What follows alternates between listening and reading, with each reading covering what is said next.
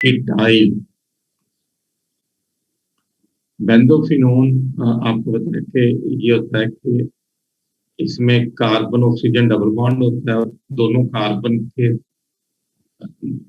दोनों तरफ phenyl ring लगे होते हैं, बेंजीन रिंग लगे होते हैं, इसे कहते हैं बेंजोफिनोन। अब जो कार्बन ऑक्सीजन के दरमियान जो डबल बॉन्ड होता है, वो एक बॉन्ड अगर ऑक्सीजन पे शिफ्ट हो जाए तो उसके ऊपर नेगेटिव चार्ज आ जाएगा ऑक्सीजन पर, सोडियम आयन उसके साथ अटैच हो जाएगा, तो ये बन जाता है सोडियम बेंजोफिनोन कीटाइल इसे कहते हैं। तो अगर हम मैंगनीज क्लोराइड को, ये THF एक सॉल्वेंट है, इसे कहते हैं टेट्रा हाइड्रोफ्यूरेन। आपने पढ़ा होगा ये हेट्रोसाइक्लिक में फ्यूरेन जो है ये 5 मेंबर रिंग होता है, जिसमें एक ऑक्सीजन होता है, 4 कार्बन एटम होते हैं और इनके दरमियान कार्बन ऑक्सीजन के दरमियान जो है ना ये डबल बॉन्ड होते हैं। लेकिन अगर आप उसमें हाइड्रोजन को ऐड कर दें तो वो डबल बॉन्ड सिंगल बॉन्ड में कन्वर्ट हो जाए, तो वो बन जाता है टेट्राहाइड्रोफ्यूरेन। टेट्राहाइड्रोफ्यूरोन फ्यूरेन जो है ये एक ईथर की टाइप है और ये एक बहुत अच्छा सॉल्वेंट है जिसके अंदर तकरीबन तमाम मेटल कार्बोनाइड होते हैं ना, ये सॉल्युबल होते हैं। तो मैंगनीज क्लोराइड को THF में डिसॉल्व करते हैं, साथ ही उसके सोडियम बेंजोफिनोन कीटाइल, ये वाला जो सोडियम बेंजोफिनोन कीटाइल ये ऐड करते हैं और साथ ही कार्बन मोनोक्साइड पास करते हैं, साथ इसकी स्टरिंग करते हैं। टेम्परेचर होता है 200 डिग्री सेंटीग्रेड और प्रेशर 200 एटमॉस्फेरिक प्रेशर। तो हमें Mn2CO10 यानी कि डाई मैंगनीज कार्बोनाइल मिलता है, प्लस सोडियम क्लोराइड, प्लस ये बेंजोफिनोन है, ये PH2CO बेंजोफिनोन होता है, C डबल बॉन्ड O और इसके कार्बन के साथ दोनों तरफ बेंजीन रिंग लगा हुआ, ये बेंजोफिनोन। तो ये एक मेथड है। दूसरा जो मेथड है वो है by reduction of manganese chloride with Grignard reagent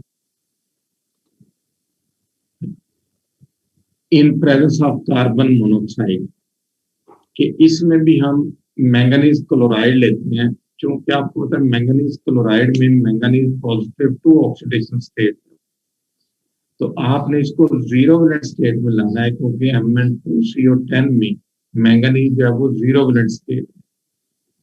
तो हम ऊपर हमने यूज किया था ये सोडियम बेंजोफिनोन कीटाइल, ये रिड्यूसिंग एजेंट था, और यहाँ पर जो है ये ग्रिग्ना रीजेंट जो है ये रिड्यूसिंग एजेंट के तौर पे यूज होता है। तो हमने मैंगनीज क्लोराइड को डाइथाइल ईथर में डिसॉल्व करना है, उसमें फिनाइल मैग्नीशियम ब्रोमाइड जो कि ग्रिग्ना रीजेंट है वो ऐड करना है, फिर इसमें कार्बन मोनोक्साइड पास करनी है अंडर 100 एटमॉस्फेरिक प्रेशर और 200 टेम्परेचर। तो हमें डाई मैंगनीज डेका कार्बोनाइल मिलता है, प्लस मैग्नीशियम क्लोराइड और प्लस जो है ये ब्रोमोबेंजीन या इसे फिनाइल ब्रोमाइड भी कहते हैं, ये मिलेगा। तो ये सेकेंड मेथड है इसकी प्रेपरेशन। इसी तरह तीसरा जो मेथड है वो है by treating manganese iodide with carbon monoxide in presence of magnesium, कि इसमें आप मैंगनीज आयोडाइड लेते हैं। अब इसमें भी मैंगनीज पॉजिटिव 2 ऑक्सीडेशन स्टेट, इसको आप ईथर में डिसॉल्व करते हैं और उसमें आप मैग्नीशियम मेटल जो है ये पाउडर फॉर्म में डालते हैं। अब मैग्नीशियम मेटल जो है ना ये रिड्यूसिंग एजेंट का काम करती है,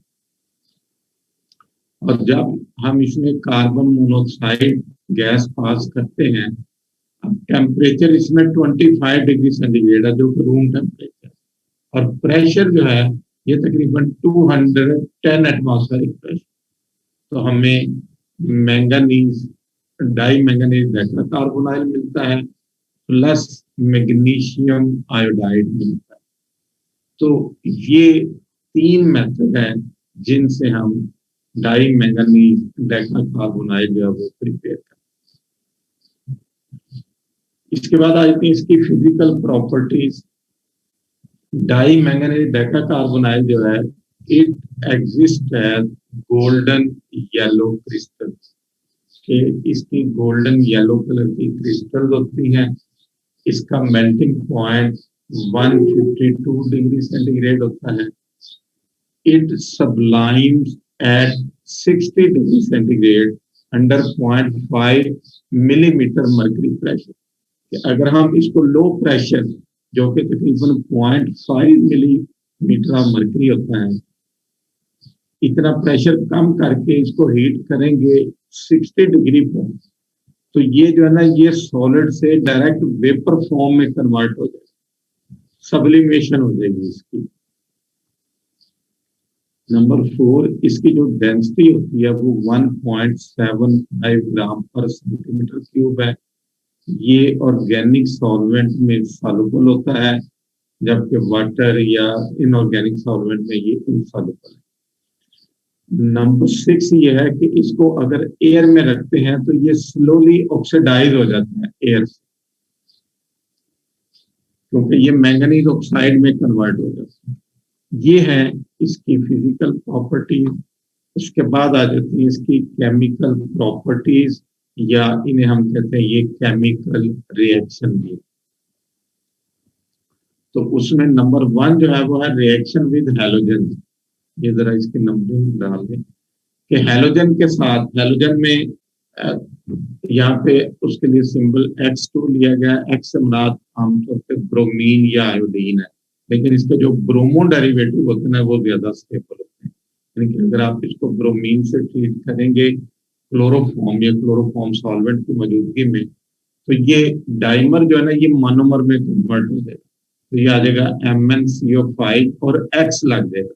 ये यहाँ पे ब्रोमाइड भी हो सकता है, आयोडाइड भी हो सकता है, लेकिन जैसे मैंने पहले बताया है कि ब्रोमो डेरिवेटिव जिसके ज्यादा स्टेबल है और उनकी केमिस्ट्री आप पढ़ेंगे सिलेबस में। नंबर 2 जो है वो है रिएक्शन विद हाइड्रोजन।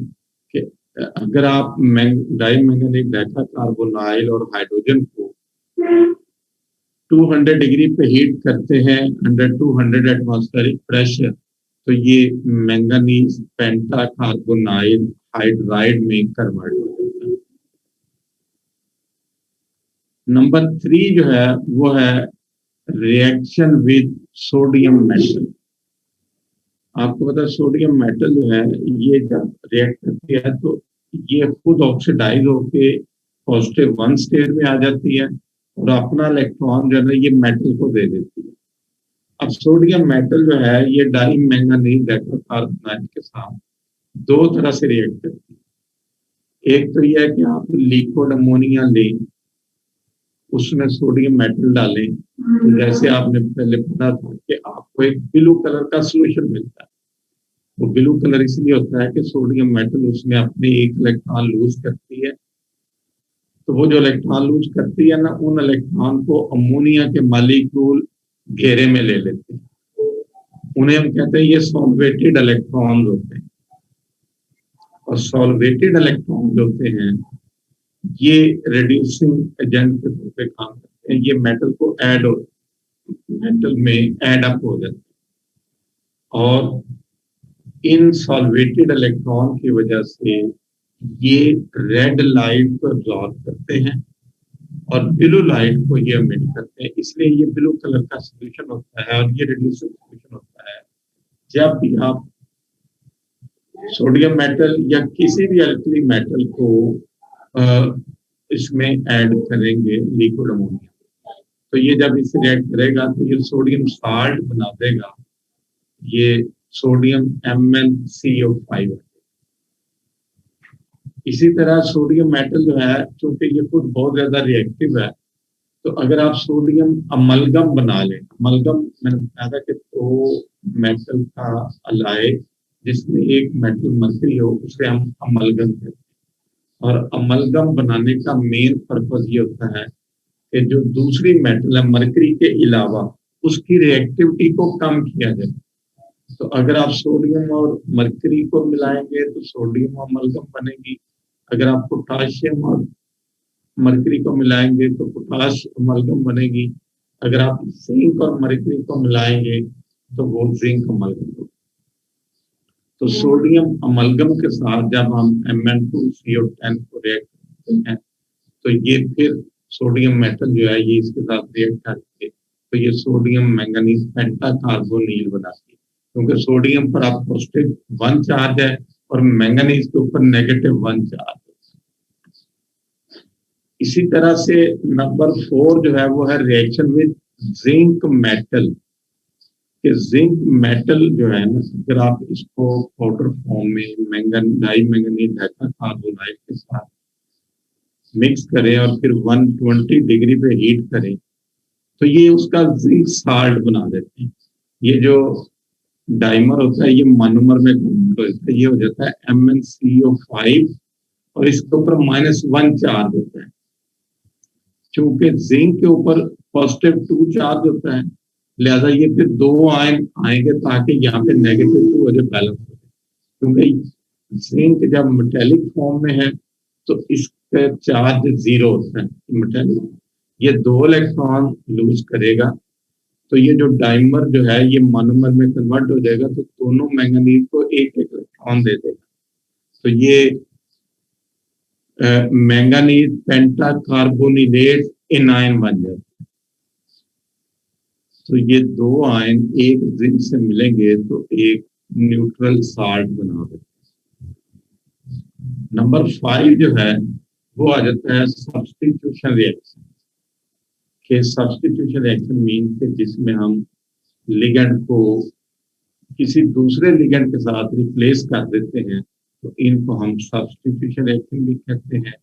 इनको हम रिप्लेसमेंट रिएक्शन भी कहते हैं या इनको हम डिस्प्लेसमेंट रिएक्शन भी कहते हैं।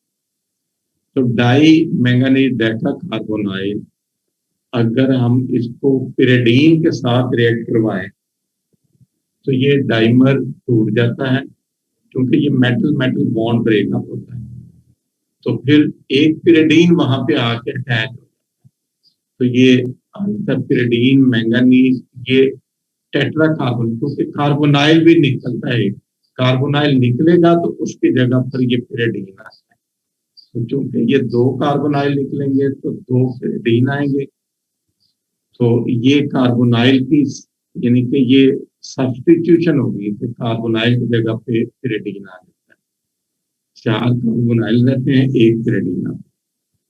इसी तरह से अगर आप इसमें ये होता है ट्राइफिनाइल फॉस्फीन, ये जो बल्कि लिगेंड्स होते हैं ना, इनमें ट्राई अल्काइल फॉस्फीन होते हैं, इसमें टर्शियरी अमीन आ जाती हैं, इनमें सेकेंडरी अमीन भी आ जाती हैं, इनमें डाई अल्काइल फॉस्फीन भी आ जाते हैं या डाई फिनाइल फॉस्फीन भी आ जाते हैं। तो इनको हम कैपिटल L से रिप्रेजेंट करते हैं। तो इसमें अगर आप ये ट्राइफिनाइल फॉस्फीन के साथ डाई मैंगनीज डेकाकार्बोनाइल को मिक्स करते हैं, ये ज़ाइलीन सॉल्वेंट है। ज़ाइलीन सॉल्वेंट के अंदर ट्राइफिनाइल फॉस्फीन को और डाई मैंगनीज डेकाकार्बोनाइल को मिक्स करके या तो इसको रिफ्लक्स करें। रिफ्लक्स का मतलब होता है बॉइलिंग फॉर सम पीरियड। एक तो होता है कि जस्ट बॉइलिंग हो, बॉइल करें तो आप उसको जो है ना वो फ्लेम उसको बंद कर दें तो वो जस्ट बॉइलिंग होता है। लेकिन अगर आप उसको आधा घंटा या 1 घंटे के लिए बॉइल करते हैं तो इसे कहते हैं ये रिफ्लक्स होता है। तो या तो इसको रिफ्लक्स करें या फिर इस पर यूवी लाइट डालें, इनमें से एक चीज डालें। तो ये मैंगनीज जो है ना ये मोनोमर में कन्वर्ट हो जाएगा और साथ ही जो एक कार्बोनाइल है ना वो इस लिगेंड के साथ जो कि ट्राइफॉस्फीन है उसके साथ ये रिप्लेस हो जाएगा। तो आपको मिलेगा MnCO4L। तो ये इसके दो मालिक्यूल जो है ये मिले। तो ये है सब्स्टिट्यूशन रिएक्शन, या ये जो आपने 5 केमिकल रिएक्शन पढ़े हैं, ये इनकी 5 केमिकल प्रॉपर्टीज है। इसके बाद इसका स्ट्रक्चर आता है। इसका जो स्ट्रक्चर है, आप पता है ये डाई मैंगनीज डेटा कार्बोनाइल है। जब इसका हम एक्सरे लेते हैं और फिर इसका आईआर लेते हैं, तो हमें ये पता चलता है कि इसका स्ट्रक्चर जो होता है ना, ये ऑक्टाहेड्रल होता है। यानी इसमें 2 ऑक्टाहेड्रल यूनिट आपस में जुड़े होते हैं through manganese manganese delta bond.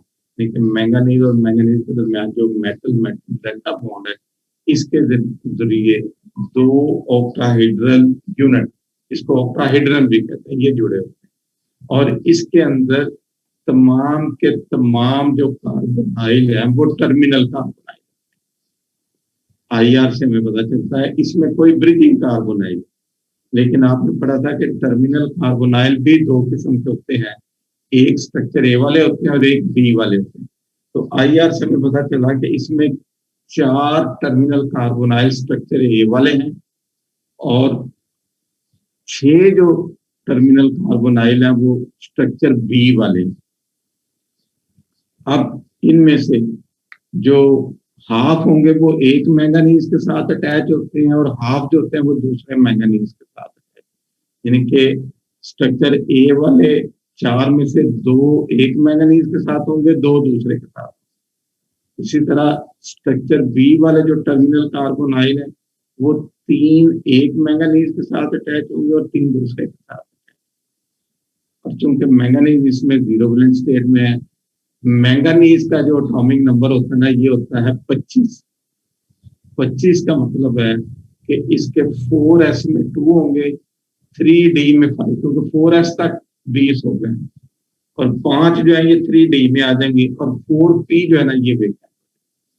तो जब इसको लिखेंगे तो ये 3d में ये 5 आ जाएंगे और 4s में ये 2, क्योंकि 4s फिल हो गया, फिल होने के बाद इसकी एनर्जी 3d से बढ़ गई है, क्योंकि 3d अभी पार्शली फिल है। अब चूंकि मैंगनीज 0 वैलेंस स्टेट में है तो ये सब के सब इलेक्ट्रॉन इधर ही रहेंगे। लेकिन चूंकि जब इसका स्ट्रक्चर देखा गया तो पता चला कि ये ऑक्टाहेड्रल स्ट्रक्चर होता है, जिसमें 2 ऑक्टाहेड्रल यूनिट आपस में लिंक होते हैं और उसमें एक मेटल मेटल डेल्टा बॉन्ड भी होता है। तो उसके लिए फिर हमें 6 हाइब्रिड ऑर्बिटल चाहिए, जिनमें जो है वो इलेक्ट्रॉन पेयर डोनेट होते हैं।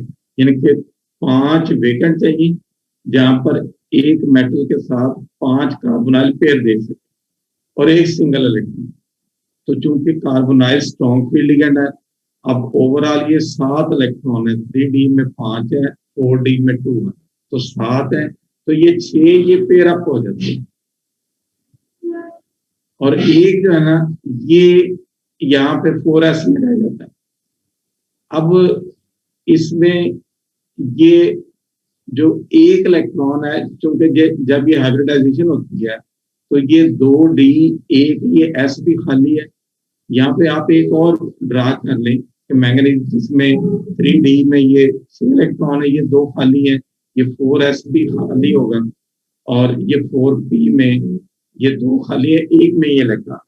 क्योंकि जब ये d2sp3 हाइब्रिडाइजेशन होती है तो ये जो सिंगल इलेक्ट्रॉन होता है, अब आप इन 6 में से किसी भी हाइब्रिड ऑर्बिटल में लिख सकते हैं, क्योंकि सबकी एनर्जी बराबर है।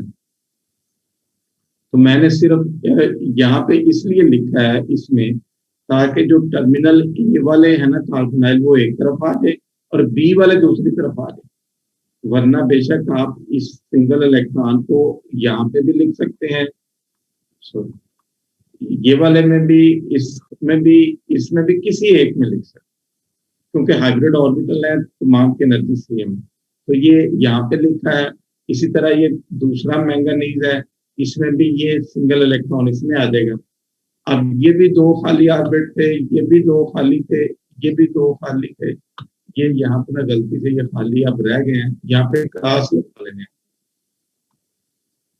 और सबसे पहले जो टर्मिनल ए वाले कार्बन, या सबसे पहले जो है ना, ये दो सिंगल इलेक्ट्रॉन मैंगनीज मैंगनीज वाले, ये दोनों आपस में शेयर करेंगे, तो ये मैंगनीज मैंगनीज ये डेल्टा बॉन्ड बना देंगे। ये देखिए नीचे स्ट्रक्चर है, ये इनमें ये मैंगनीज मैंगनीज डेल्टा बॉन्ड है, और इसकी बॉन्ड लेंथ एक्सरे से मेजर की गई, ये तकरीबन 2.70 अंश, 2.0। इसके बाद ये टर्मिनल ए वाले जो कार्बोनाइल हैं, ये दो इसको ये पेयर देंगे, और दो ये नीचे वाले मैंगनीज को देंगे। इनके साथ आप एरो लगा सकते हैं, क्योंकि ये सिर्फ सिग्मा बॉन्ड बना रहे हैं। तो ये दो carbonyl through sigma bond metal के साथ एक मैंगनीज से अटैच है, और ये दो कार्बोनाइल दूसरे मैंगनीज से अटैच। अब बाकी 6 टर्मिनल कार्बोनाइल हैं जो स्ट्रक्चर बी वाले हैं, उनमें 3 जो हैं वो एक किसको पेयर दे रहा है, ये वाला एक किसको पेयर देगा, यहाँ पे क्रॉस लगा देना, इस तरह एक इसको ये पेयर देगा, तो ये 3 पेयर देंगे। लेकिन साथ ही साथ ये चूंकि इनके पास एम्प्टी पाई स्टार ऑर्बिटल मौजूद है, तो ये वहां से जो मेटल के ये 3 फील्ड डी ऑर्बिटल है, उनके साथ इन कार्बोनाइल के empty pi star orbital overlap करेंगे, तो ये जो डॉटेड लाइन वाले ये डी पाई पी पाई बॉन्ड है, ये बनाएंगे, ये डी पाई पी पाई बॉन्ड तीनों बनाएंगे, तो ये स्ट्रक्चर बी वाले। इसी तरह से ये कार्बोनाइल स्ट्रक्चर बी वाला है, इसको पेयर देगा, ये इसको पेयर देगा, ये इसको पेयर देगा, ये 3 पेयर देंगे, और ये इन तीनों फील्ड डी ऑर्बिटल के साथ मिलकर तो ये बैक बॉन्डिंग करेंगे या बैक डोनेशन करेंगे, तो ये डी पाई पी पाई। तो इसका स्ट्रक्चर फिर इस तरह होगा कि ये मैंगनीज है, इसके साथ अब 5 कार्बोनाइल अटैच है, तो ये स्ट्रक्चर ए वाले हैं, ये वाले जिनमें कार्बन ऑक्सीजन ट्रिपल बॉन्ड है, ये मैंने ये क्लास में लिखा, आप कहीं पे भी लिख सकते हैं, इसमें फिक्स नहीं। और ये 3 कार्बोनाइल जिनमें कार्बन ऑक्सीजन डबल बॉन्ड है, ये वो है जो स्ट्रक्चर बी वाले, इनके साथ आप डॉटेड लाइन लगा दें और लिख दें कि ये वाला डी पाई पी पाई बॉन्ड है, जबकि ये पांचों जो है ये सिग्मा बॉन्ड है। तो ये जो 3 कार्बोनाइल है 1 2 और ये 3, ये वो कार्बोनाइल हैं जो स्ट्रक्चर बी वाले टर्मिनल कार्बोनाइल हैं, इनके साथ आप डॉटेड लाइन से डी पाई पी पाई बॉन्ड लिख सकते हैं। इसी तरह इसमें भी ये मैंगनीज है, इसके साथ ये दोनों कार्बोनाइल जिनमें कार्बन ऑक्सीजन ट्रिपल बॉन्ड है, ये स्ट्रक्चर ए वाले हैं, और ये 3 कार्बोनाइल जिनमें ये कार्बन ऑक्सीजन डबल बॉन्ड है, ये स्ट्रक्चर बी वाले हैं, इनके साथ जो है ना ये आप डॉटेड लाइन के जरिए जो है वो डी पाई पी पाई बॉन्ड जो है ना वो लगा सकते हैं। तो ये है इसका स्ट्रक्चर। वो आज इतना ही करते हैं, क्योंकि ये वो आ रहा है, सिर्फ 2 मिनट रह गए। तो अगर कोई क्वेश्चन है तो आप पूछ लें।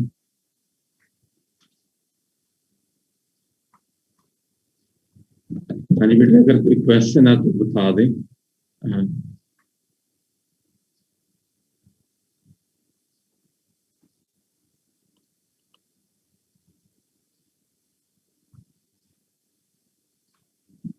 कोई क्वेश्चन नहीं, तो ये फिर मैं एंड कर रहा हूँ। अब आपकी क्लास है ना ये नेक्स्ट मंडे को 11 बजे उसी तरह टाइम टेबल के मुताबिक, ठीक।